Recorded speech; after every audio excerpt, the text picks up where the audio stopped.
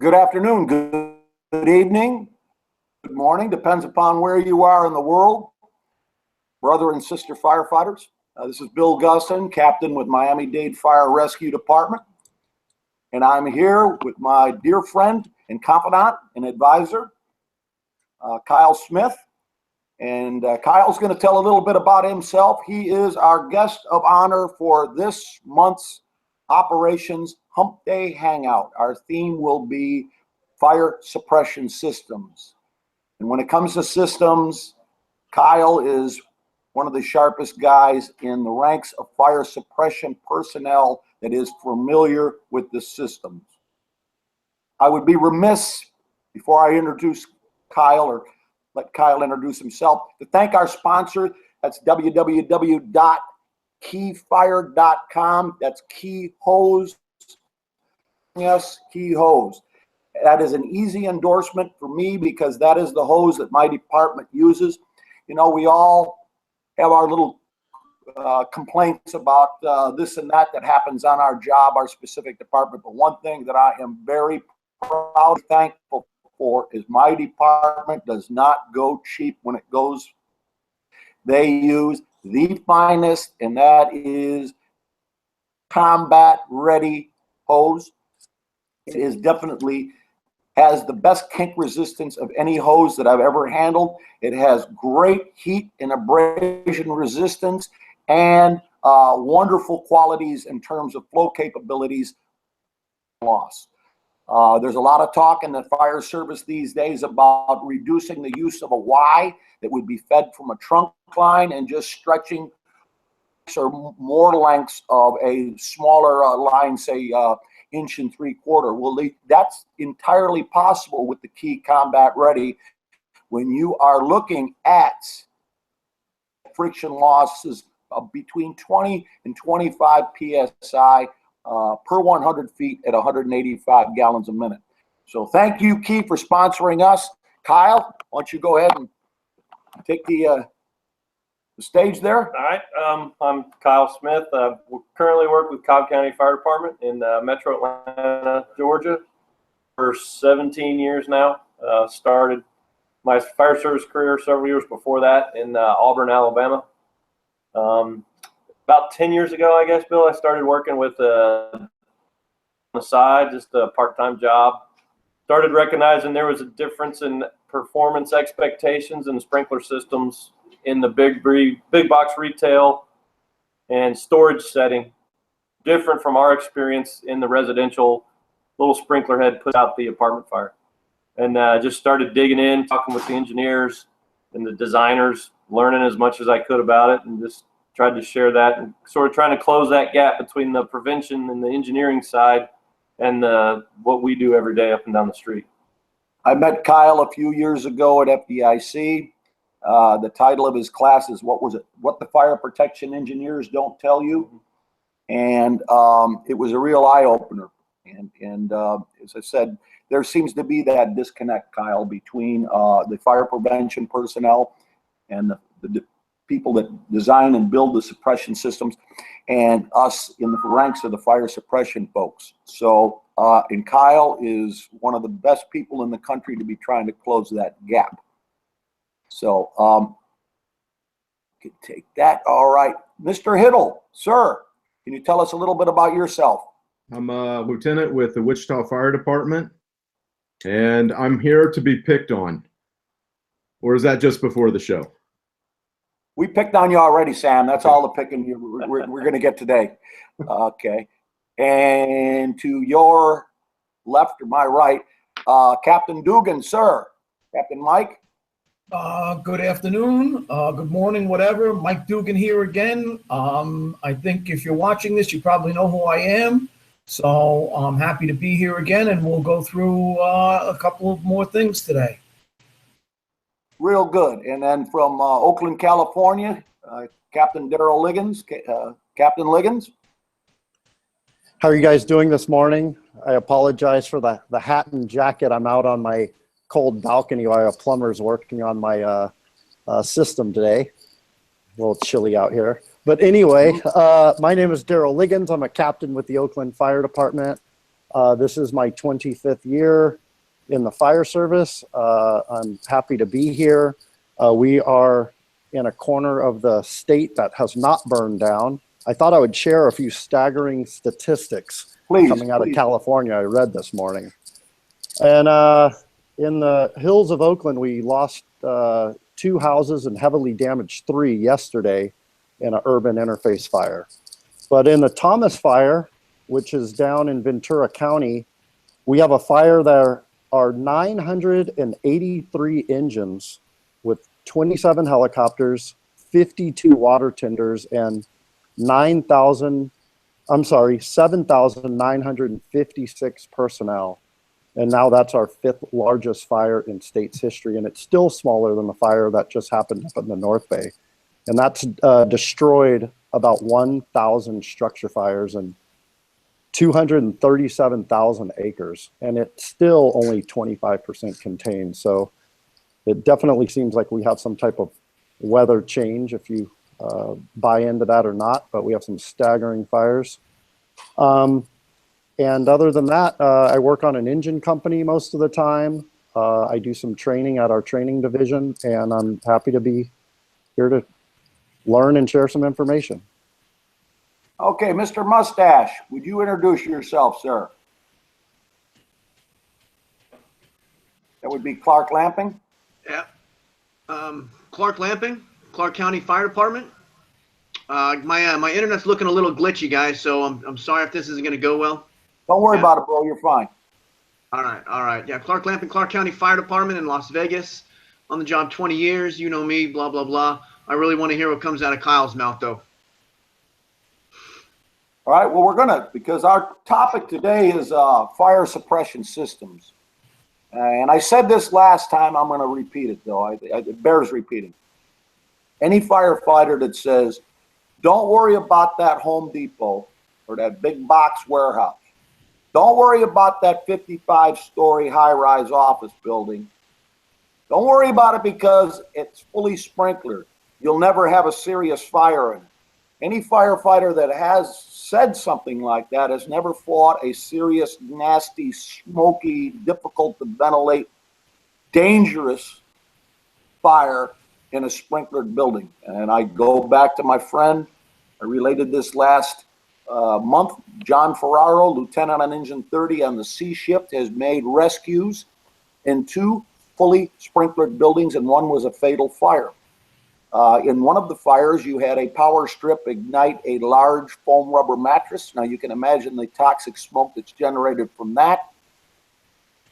And there was an armoire, a very large cabinet that was blocking the only sidewall sprinkler in that room of origin. And sure, the fire did not spread, but not before it generated a witch's brew of smoke and ended up killing one of the occupants. So what we're gonna start where we left off last month. We related our most memorable or our most horrible or whatever it was, notable fire in a sprinklered building. So I'm going to begin with you, Kyle. If you could relate to us your most memorable fire or the biggest teaching moment you learned in a sprinklered building.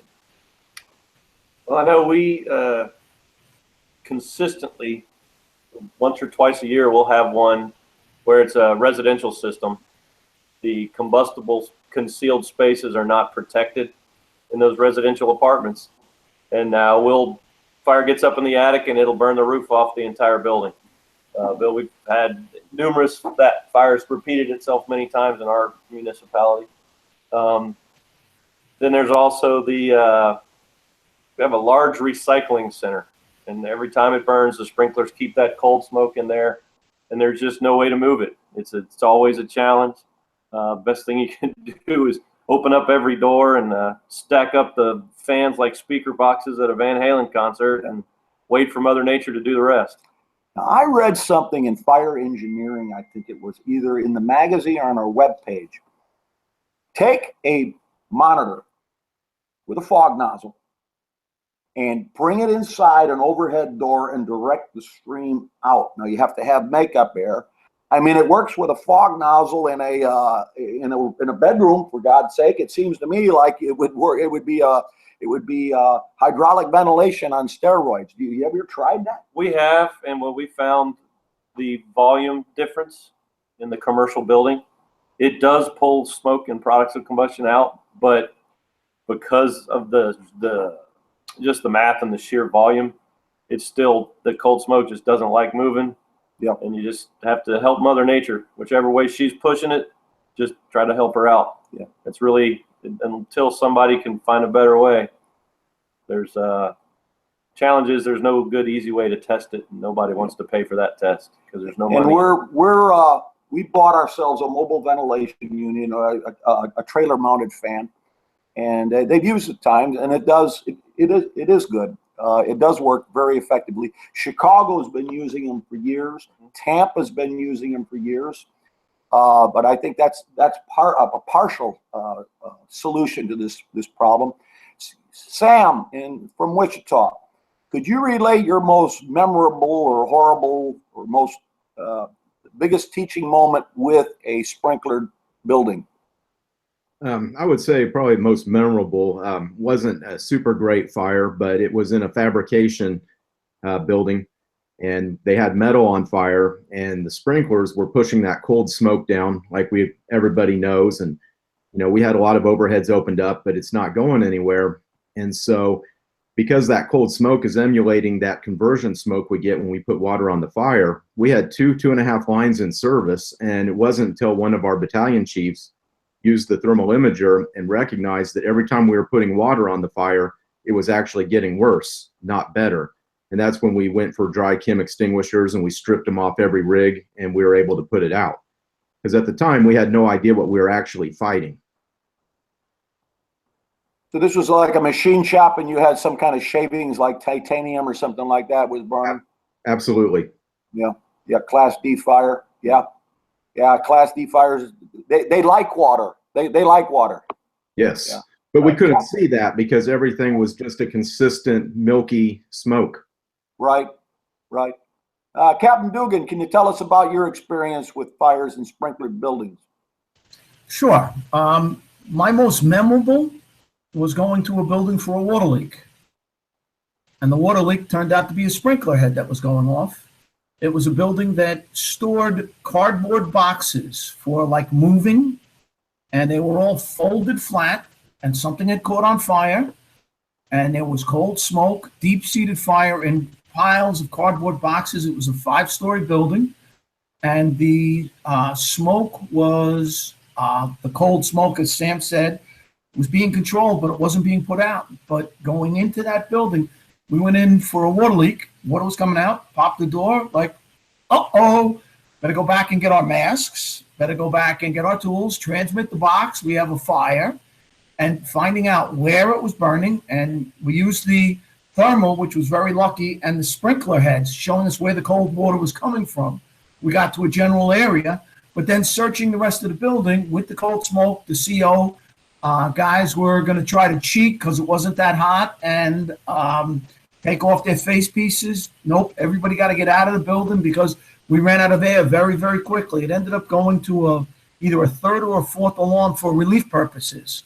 2 alarms to search the building, and then more people to do the secondary search because you could only stay in there as long as your bottle would allow you. So it was just would I say it was a screw up? I don't think it was a screw up because it came in as a water leak because people saw the water coming out the staircase. So we went there thinking it was a water leak, popped the door, went up to the floor. It was on the 3rd floor, popped the door, and then it's like, uh-oh, we got a problem here. So that was very interesting. It was an eye-opening experience. You brought up something really interesting. We think of using a thermal imaging camera to look at heat signatures, heat patterns, when in fact you were looking for the opposite there, and you were successful in locating the seat of the fire by finding the thermal image, a darker thermal image, relatively speaking, and that's a great point. I also know of companies on my department that have found the specific riser that's necessary to shut off by looking at the pipes and follow the darker ones, follow the darker pipes back to the riser. So absolutely, point. It's a tool knowing how to use it, Bill. And the amazing thing, I saw a guy one time use it at a car accident to find a part of the person's body. They had lost their arm. And he went into the bushes by the accident looking for the heat signature of the body part, and they found it and they were able to save it. Mike, you know, I'm an avid reader of WNYF and a big New York buff. And everybody in the fire service, I think, is. It's just some admit it and some don't. Kyle, he's a New York buff, but he hasn't come out of the closet yet to say that he is a New York buff. But he is a New York buff. But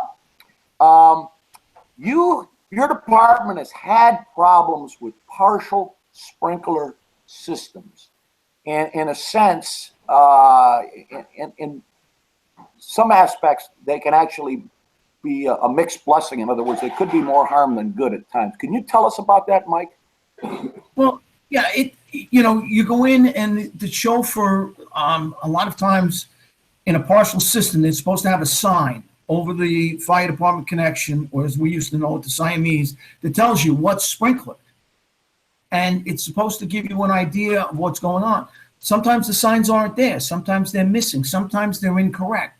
You think you have a sprinkler here because you have a reported fire in a specific place, but you don't have that. The chauffeur is supplying the sprinkler because they think the sprinkler head is going off, and it's not. We really should be supplying the standpipe. So it's knowing your buildings, it's knowing your knowledge, and again, knowing what part of the buildings are taken care of and what is not. Is it a partial system?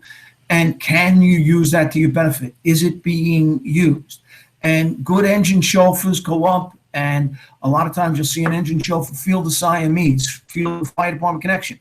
Is there water flowing through that? I can feel the vibration. Is there something going on? Is there a head go? The guys are great, but knowing what system should be supplied first, because what we're going to need to fight the fire.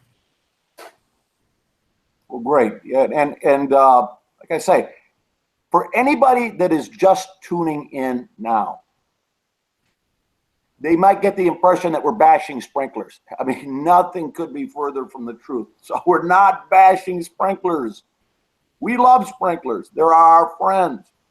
We just want our brother and sister firefighters to know that there's limitations and that there's certain things that we have to do to make sure that we give the sprinklers their best shot at least controlling the fire.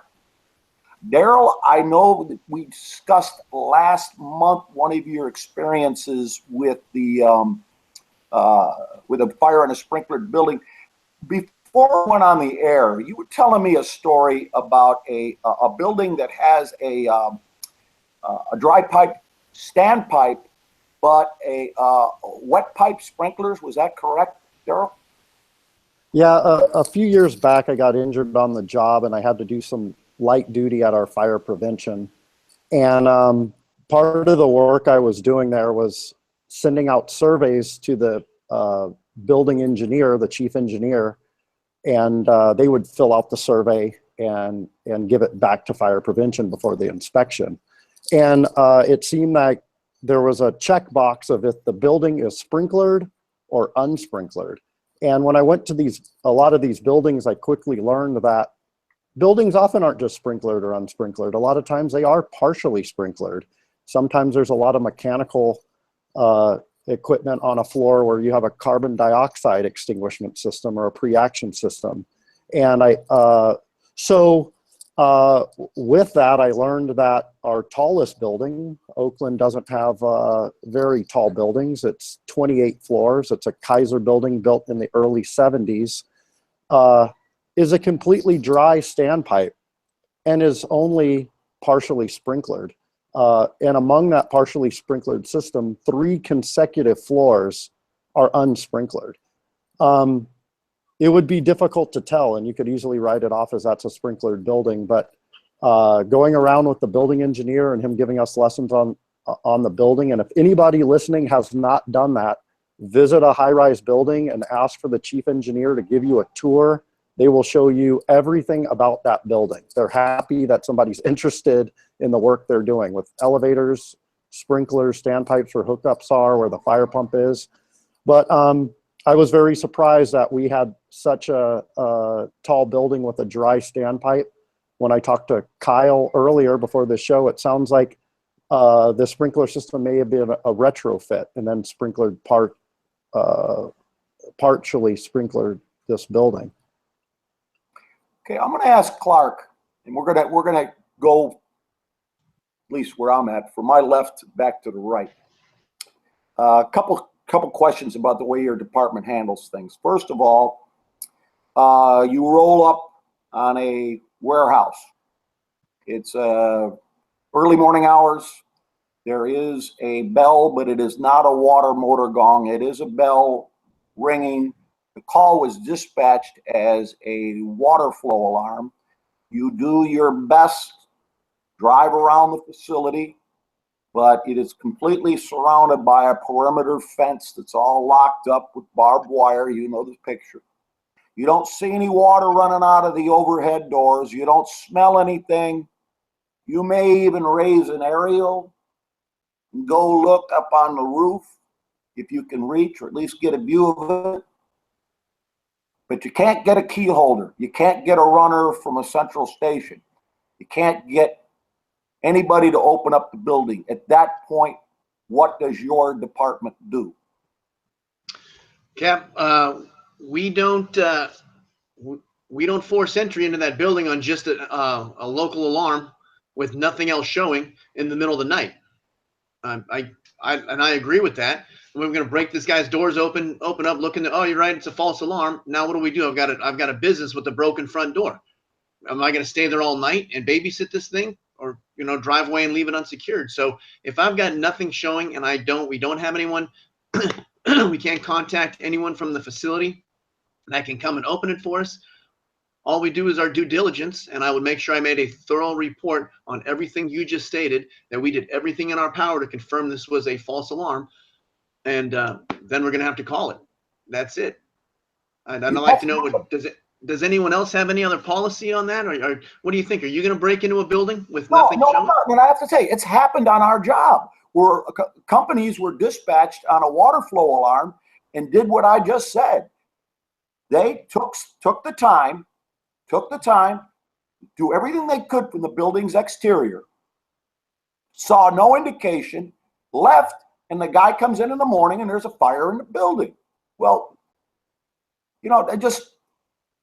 what if we had broke in? The chances of there not being a fire are greater than there being a fire, and I don't want to breed complacency. Now here, I want to pose a second question to you. To everybody. You have a sprinkler head went off on the 14th floor in a hotel. It's New Year's Eve. You shut off the sprinklers. The fire pumps continue to run. Do you shut down the fire pumps? Do you replace the sprinkler head? Do you turn the fire pumps back on? Do you open the valves? And I keep hearing this issue of liability. Well, there'll be liability if we touch the fire pump controllers, if we close a valve, if we open a valve, there'll be liability. It's got to be common sense too, and there has to be a certain amount of leadership and a little bit of courage. Are we going to leave the building unprotected? In an ideal world, we would get a fire suppression contractor, or we would get a building engineer, but it's New Year's Eve. Nobody's coming. What does your department do in terms of restoring fire suppression systems, if any? Well, we don't have very many high-rise residential in my jurisdiction, Cap, and obviously we have maintenance on scene all the time. So we're not touching any of their equipment. Their maintenance is there. Their security's there. Look, you guys are responsible for this. We're going to stop it. We're going to shut it down. We're going to help you clean up the water if you want. But besides that, it's your equipment. It's your business. If I did have a situation like you explained, Cap, I'm thinking I would actually replace that sprinkler head. And then the next shift, or whenever business hours start up again, I would make sure to call the fire protection agency, and I would make sure they knew that I replaced that head, and I would meet them over at that building and show them exactly which head that I replaced. And I would make sure they checked it or put their own equipment in as a replacement for that. Well, That's why you're Can't not leave. going anywhere in this fire service, in my opinion, Clark, because you have way too much common sense. That's never going to fly in today's fire service. Yeah, I'm with you. Daryl, does your department have a policy? Do you have a philosophy on the same two things? Nothing showing, the building's locked up, and what do you do about replacing heads and restoring systems? Yeah, we absolutely replace the sprinkler head. We carry sprinkler heads on the truck, but first we try to use the building sprinkler heads. They're supposed to, by code, have sprinkler heads there by the riser, and we'll replace that head. We'll leave, if there isn't any responsible party on the scene, we have a green tag that we leave for them to contact us and let them know what happened, that the fire department was there and what work we performed. And if we cannot get a sprinkler system in service or find a sprinkler system that is out of service and it's an occupied building and it's unreasonable to move people out, we will do a fire watch. We'll have a company stay there. They can go off to another incident and return back and do a fire watch, and we'll get down the fire marshal and an inspector to the scene. And then we will have the building owner hire a fire watch and walk them through what they need to do until they could get that system back in service. Unfortunately, that policy is new for us this year after a 4-person fatality fire in a dilapidated apartment building with a sprinkler system that was not operable. Happened just last year, a day after it was discovered that the sprinkler system was not operable. So that's what we do. And going back to what you were talking about with like a locked up warehouse or something, if something is really that locked up, and I certainly wouldn't force into that building, we will do a lap around. We will check for any opening, any signs of fire, and we'll just report to dispatch that there's no sign of smoke, no sign of fire or any other hazards, and we're returning to service. But I feel comfortable doing that because this is probably not a life hazard in a warehouse or some type of building like that that's that locked up with no entry points and no responsible party coming to the scene. All right, Daryl, thank you. Before we ask Captain Mike, I want to shout out to www.keyfire.com. That's our sponsor. Key hose, there is no better hose. There's various grades. I'm very fortunate on my job to have the finest, the Key Combat Ready. If you're considering purchasing a new batch of hose for your department, by all means, try out the keys, the various grades of keys. Try it with your own apparatus. Do your own flow tests. Your vendor, your fire equipment retailer or wholesaler will provide you the hose for you to conduct your own flow tests, and do more than just a parking lot test. Get out there, get down, start turning, making corners, going upstairs, pushing it up the well opening. Try to kink it.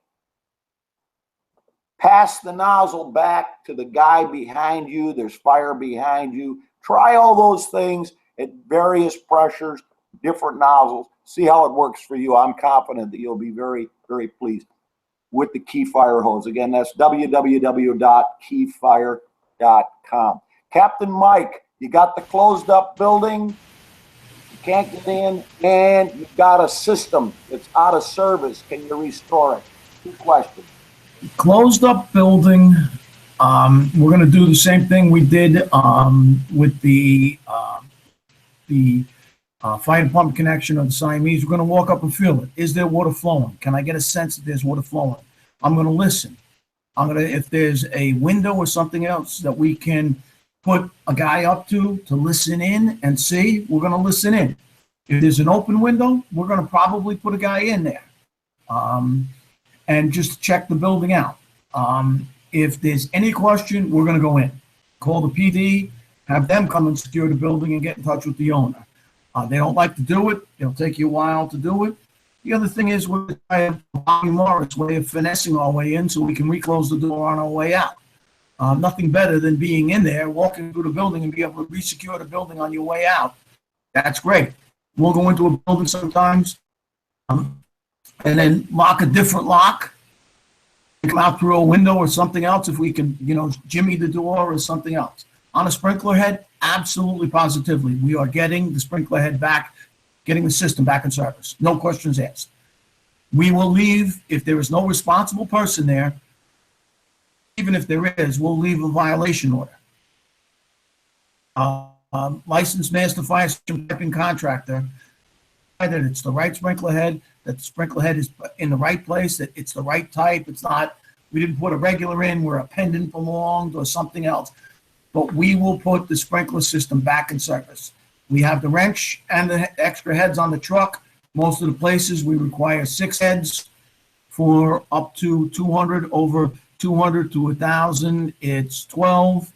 Over 200 to 1,000, it's 12. Over 1,000, it's 24 spare heads. Have to be on the premise of the same type installed. So if in a building, we have 2 different types of heads, they're going to have 2 different cabinets with 2 different types of heads. Good, understand? And Sam, same questions apply to you, sir? On something like a water flow, this actually happened a couple weeks ago, and we will go through the lock. The nice thing on that is we can take our time, we can get a clean pull. And this was on a JCPenney's at one of our malls. Because we got a clean pull, we actually put the locks back together and they were able to lock it up when we left. Unlike an hour later, we went to a strip mall fire and we were checking the Bravo exposure and we took the lock out with the Halligan, and that was much messier and we tore up the door, but we were trying to control ventilation on that. So a water flow of systems, we're going to walk around, we're going to look, but if we have a water flow, we're going to go inside the building. And I guess we're fortunate. A lot of our building owners understand that, and they appreciate the fact that we want to get in there, especially a lot of those rooms that have storage with mezzanines. That can hide a lot of smoke and a lot of water and a lot of fire before it's ever shown to us. So as far as a sprinkler system going out, if we can't find somebody who's going to actually stay there and monitor the building, we will do a kind of a modified fire watch where we'll have companies go by and check it out. We can always ask PD, especially if it's something suspicious, to circle around the building during their patrol, make sure everything's okay. But the other thing we do is when we get back to the firehouse, we send out an email and a notification, both to, we're going to notify dispatch so that they can put that on the card that the sprinkler system is out, but we're going to notify all the battalions and companies that may respond there so they know the system is not functioning properly.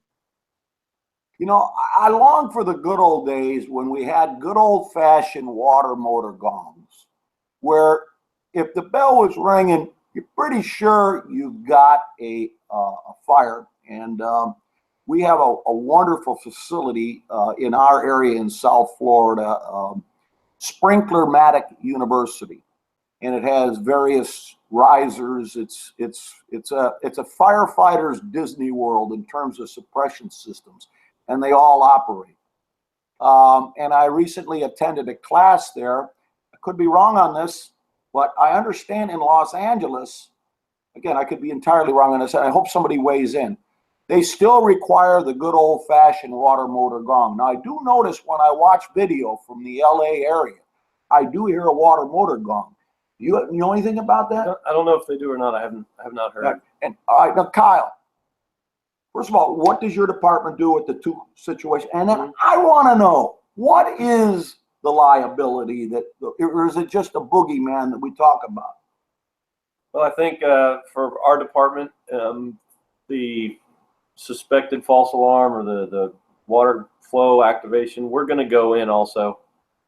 If it's a smoke detector, just a general alarm, there's a little bit more leeway, but with a water flow, we're supposed to go confirm that there's not a fire. And I think, Sam mentioned that those buildings, especially if it's one like Captain Dugan referenced, the cardboard, that'll absorb a lot of water. You're not going to have water running out the front door unnecessarily. Those buildings, big volume, hold that cold smoke in there. But we're going to confirm that one in that situation. Hopefully they've got a Knox box or some way to get in through the lock, not do as much damage. But we're going to try to put eyes on that. We had that situation recently where it wasn't, and that's why it's been reinforced in our department, because the guy came in the next morning and there had been a fire in his business. And so that it doesn't look well on us. And so we're going to do that extra for the water flow versus just an alarm ringing. Changing out the head, absolutely we do. Got to make sure it's the right one. That I think a couple of you all mentioned that. It's got to be the same head or we won't do it. And we have fire watch procedures as well. It doesn't involve our personnel. The responsibility is put back on the building owners to provide that fire watch, and there's documentation they have to sign and all that. But we will restore that system, shut down that fire pump, get everything back to normal. And then we have, as part of our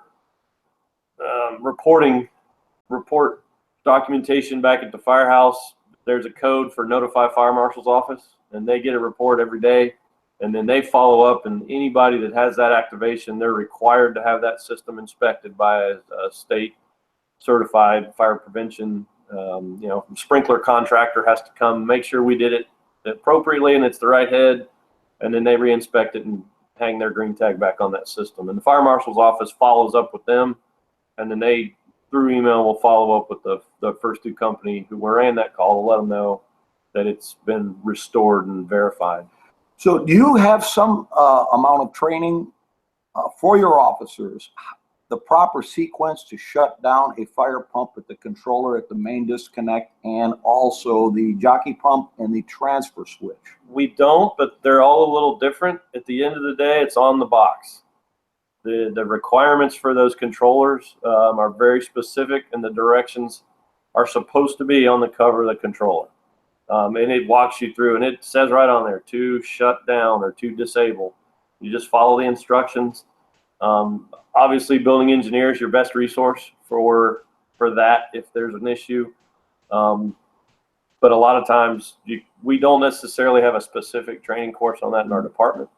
But I think that's an area that we're all trying to make a little better. I know Sam's laughing because Sam Hittle, I understand, had a drill in a building and wanted to shut the fire pump off so he could pump the FDC. And then what Sam did is Sam shut off, it was an electric pump, Sam, wasn't that right?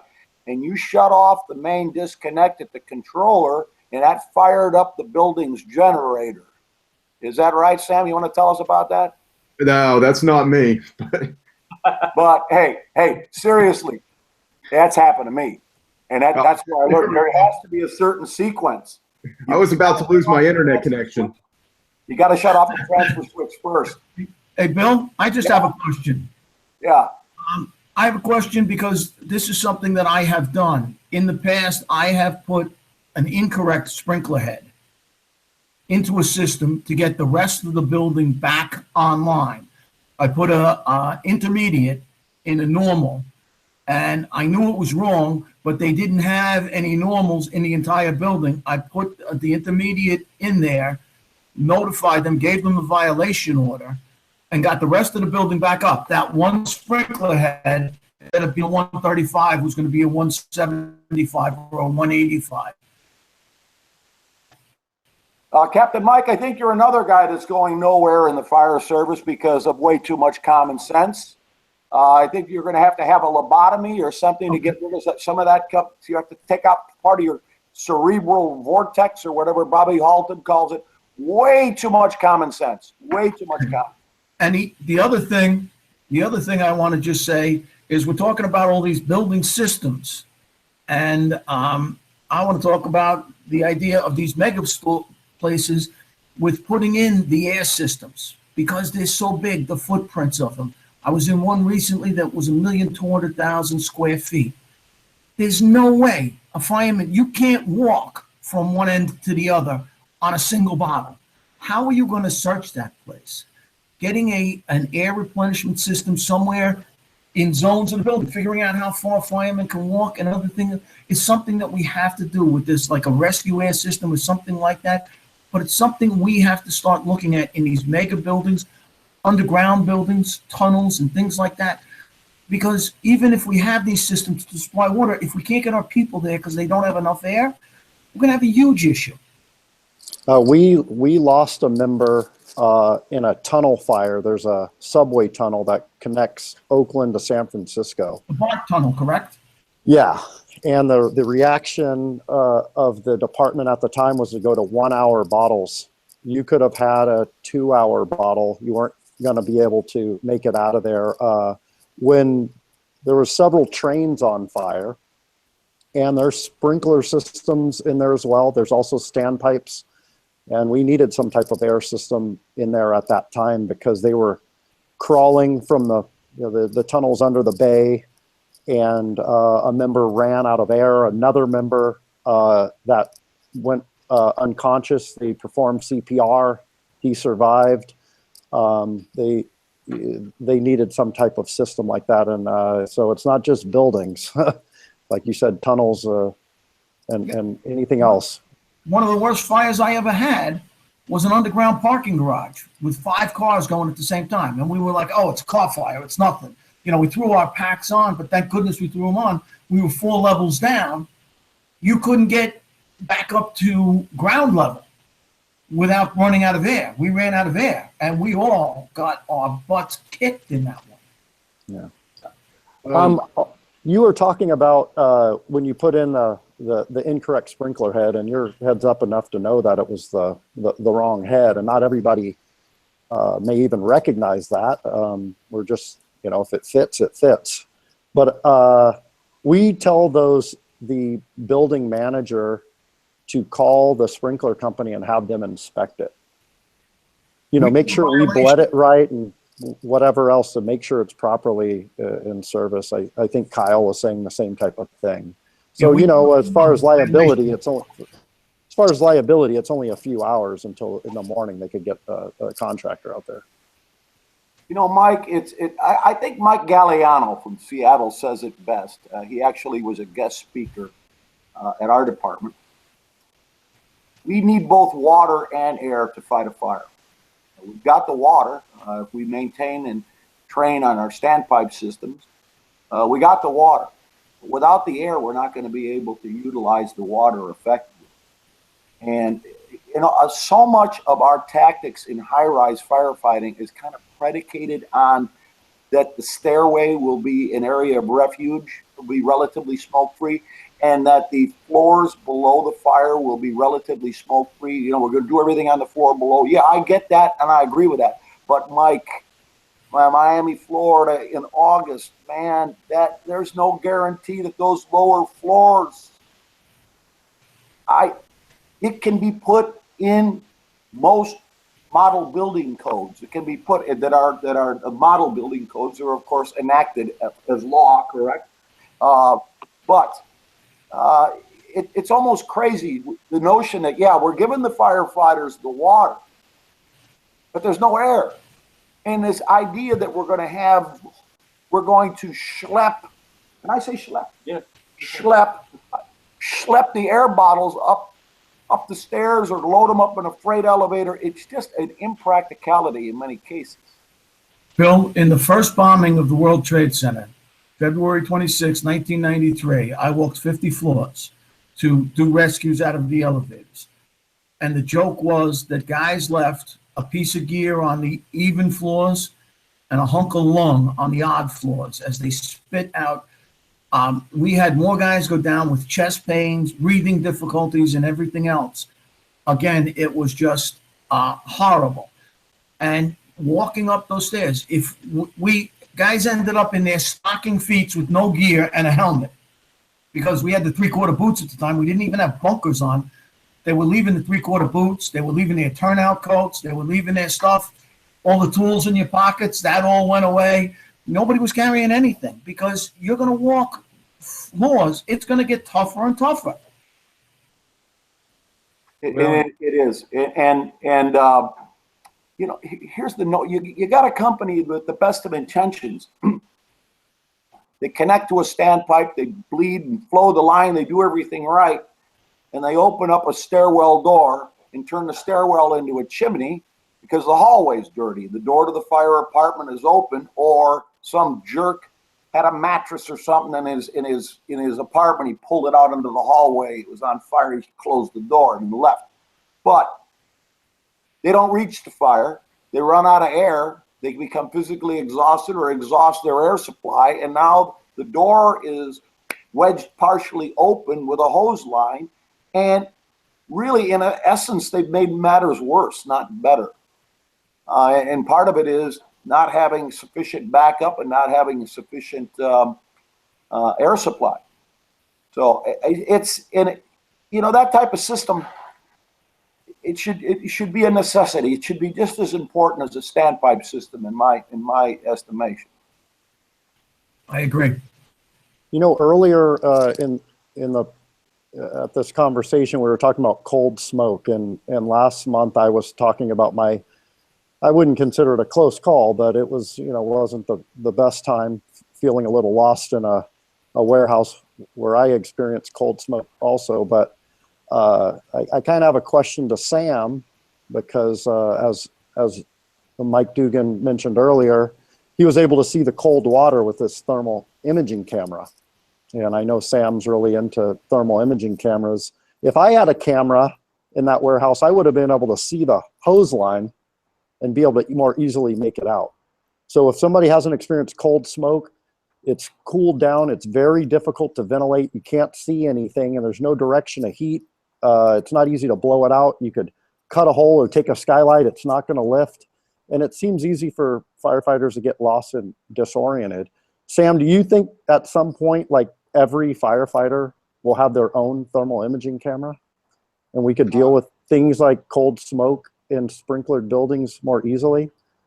I think we're being more realistic if every officer has a thermal imaging camera first and foremost. But you're right. As far as being able to see the line, and like the captain pointed out, you can see the sprinkler heads that are open. The nice thing about cold smoke is it's not hot enough that it's going to saturate the other things that are in the room and bring everything to a consistent equilibrium where you no longer have a thermal image. So I think the first step is understanding the difference between an officer imager and a thermal imager. I like the MSA one that's on the pack is phenomenal. And the smaller flares, I don't think those are going to replace the handheld, because they just don't give us a big enough image, and they're too hard to interpret in the time that we really need it. But it can give us some baseline information to help us make quick decisions. The handheld, on the other hand, is something we can spend a little more time with and get more information. Does that make sense? Yeah. So the cold smoke, we should still be able to get a good image of the materials in the room. Yeah, absolutely. I mean, there's always variables, but for the most part, that cold smoke isn't going to saturate everything to the same temperature. It just doesn't have enough energy. And I think the handheld thermal imager is a tactical tool. I think the smaller ones are a fire attack and a self-rescue tool. Exactly. Some baseline important information. Yeah. Well, I'm going to make you guys, all of you, feel bad. Green with envy. My department, the Miami-Dade Fire Rescue Department, has a thermal imager for every riding position on every fire suppression apparatus and every medic rescue. And we're very, very, very, very fortunate to have that. And it's a learning curve, I have to tell you, because as a firefighter, you need both of your hands, okay? You can't constantly be focused on that thermal imager. And of course, either should the officer. He should be taking and looking up underneath the smoke and looking at his surroundings. That was my problem years ago. Captain Mike would remember this. Do you remember the Iris, the helmet that had the built-in? Well, that was crazy, because that violates a cardinal rule of using a thermal imager, which is get it away from your face and look underneath the smoke for a different perspective. But I say I'm very fortunate to be on the fire department that I'm on, that we can afford a thermal imager for every riding position on the job. It's just phenomenal, and I'm grateful that we can do that, and that I'm a member of that department. Oh, Mike has got to go. So Mike Dugan, hey, I'm going to wish you a very Merry Christmas to you and your family, sir. And God bless you. May he keep you safe. All right, brother. Captain Mike. Merry Christmas and happy holidays to all my brothers on here. I have to go give a class. Okay, sir. And I will see you all in January in the new year. A healthy and happy, safe new year. Merry Christmas to you and yours. I love you all. God bless you. God bless you. Take care. Hey, Captain, I have a question, if you don't mind, for Kyle. You kind of hit on, we're not really sprinkling the voids yet. We're just trying to sprinkle the egress areas or trying to contain, not necessarily for suppression, if I understand that correctly. So when we talk about the CPVC, it's my understanding that a little over 300 degrees is a melting point for that stuff. Are they doing anything to protect that, just like some of our lightweight construction? If they feel that that's going to be an issue, we have to give it some sort of retardant? Yeah, my understanding is that they're not at this point. The CPVC is only allowed in those residential and dwelling systems, not in a what we would call a full 13 system. So it's for, like you said, for those residential living units, for egress and to just protect the occupants, to give them time to exit the building. A lot of times it does put that fire out, but it's not necessarily designed to. For example, the dwelling system, 13D, if you choose to put sprinklers in your home, your single family home, and you don't have municipal water, you have a well, you only have to have a supply for 10-15 minutes. It's there to prevent flashover, to allow you time to exit. And so because that's the mission of that sprinkler system, I don't know that the cost benefit would be there to get that kind of requirement in the code.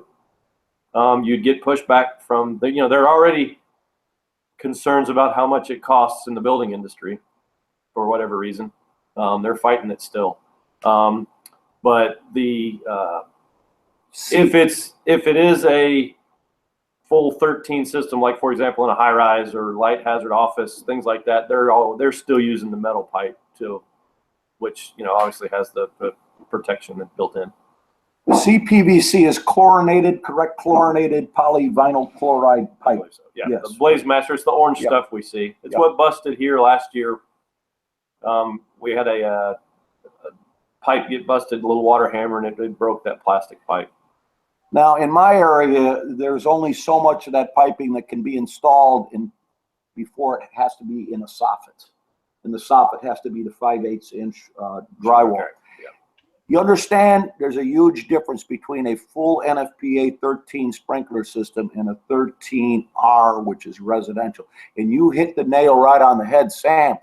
The intention of the 13R system, this is what is so common in these wood frame monsters.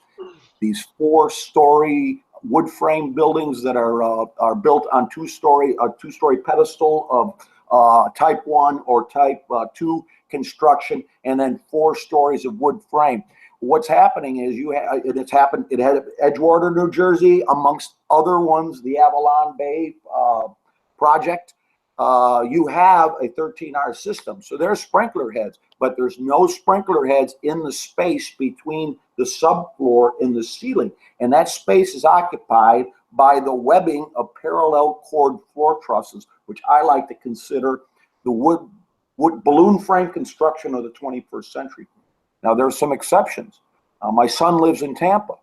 They got one of those wood frame monsters going up, and I take a look at the Blaze Master pipe, the CPVC, and I was pleased to see there's a T pointing up and a T pointing down in that space. And I talked to Glenn Corbett, who's a technical editor of fire engineering, fire protection engineer. He says, yeah, that would be representative or consistent with a fully compliant NFPA 13 system in a wood frame building. The void spaces, that means the floor truss lofts, and the attics are fully sprinkled. In addition, they use a dry pendant sprinkler heads on the balconies. The balconies. So it can be done. It can be done. But when you go to a building and you see a fire department connection with just 1, 2.5, or 1.5 inch connection, inlet, more than likely, 99 times out of 100, that's going to be a life safety sprinkler system that was never designed, never intended to keep the building from being destroyed by fire. So I have a question for you guys. And recently in the city of St. Louis, I think most people saw there was a backdraft in a warehouse. I'm not certain that that was a sprinklered building, but in the photographs, it looks like they have 2 lines pumping into some type of FDC connection. I wouldn't guess it's a standpipe because it's a 1-story warehouse. It definitely shows that bad things can happen in a sprinklered building, even if we're supplying it. But it does seem that there's a common practice where most people say we pump 2 2.5 or 2 3-inch lines into an FDC. We pump 100 pounds. If there's no known fire, and if there's a known fire, we up it to 150 pounds. What do you guys think of that as a common practice? Or is the fire service in America doing something right by doing that? I'm going to answer it indirectly. We've done this. Smoke pushing out of overhead doors. A little bit of steam in the smoke. Sprinklers seldom, if ever, completely put the fire out unless you have ESFR heads. So, what does the fire company do? They advance 2 2.5s for a portable master stream device, start flowing 500 gallons a minute, neglect to pump the fire department connection, open up the overhead doors, the fire gets away from them. What should they have done? It's a closed up commercial building at night. Give the sprinklers their best shot, especially if the building doesn't have a fire pump. You know, firefighters, and I didn't understand this, you know, a system is hydraulically designed to only operate just a few heads. It's not a deluge system. You let an aerosol can blow up and spread beyond the design limitations, or the pressure drops at the base of the riser before lower than what the fire protection engineer designed the system for, it's not going to operate as designed. The sprinklers are already on the scene, Daryl. In my strong opinion, pump the FDC, then we'll worry about getting into the building. Let's get the sprinklers the best shot. So in a roundabout way, maybe I did answer your question. And what do you think about the pressures of the common practice of pumping 100 with nothing showing and a 150 if we know there's a fire? I'm going to let you answer that. I think that's reasonable. The 150 is sort of that rule of thumb. We know that the system's designed to handle that pressure. That's kind of where that came from, because they have to be hydrostatically tested at 150 sort of that minimum. They tested to 200 with the, you know, whatever the design pressure is, they add 50 pounds, and that's what they tested to. So that's kind of and really the 150 came from our Class A pumpers, maximizing the volume that they can flow as much as anything. As far as when to pump it, I think it's always a good idea to start and see if you're flowing water. You know, close that gauge a little bit, that valve. If that needle doesn't move, you're not moving any water. You're either not pumping out, you're not exceeding the fire pump's discharge pressure, or if there's for some reason, I guess, a really high municipal. At 100, you might not be exceeding what the hydrant system has, depending on where you are. And working on some of the proving out some theories on that right now. I'm headed down to Florida for visit Sprinkler-Matic and those guys, and going to try some stuff with some fire pumps to see what really is happening when we try to support those systems, because it's tough to figure it out when we have an unknown flow situation and you're just trying to supplement a fixed speed fire pump. It's a challenging to try to noodle that out. But And hopefully that's where come on that in the near future. it seems that we are a little handicapped not having a flow meter on our pumpers, and it seems like that could be a tremendous advantage to see, are we moving water rather than just reading pressure? It's an excellent point. Yep. Excellent point. Fellas, we had a good time, covered a lot of ground, and as usual, it's the shortest hour of my day, that's for sure. I wish when I was on the Stairmaster, the hour would go that fast, but it doesn't. So, but we always have a good time. Kyle, you're right here with me, and my brother. Thanks for the invite. Appreciate it. And we'll have you back. And for all of you that are watching, or we'll see it later in the archive version, I hope you have a very Merry Christmas, Happy Hanukkah,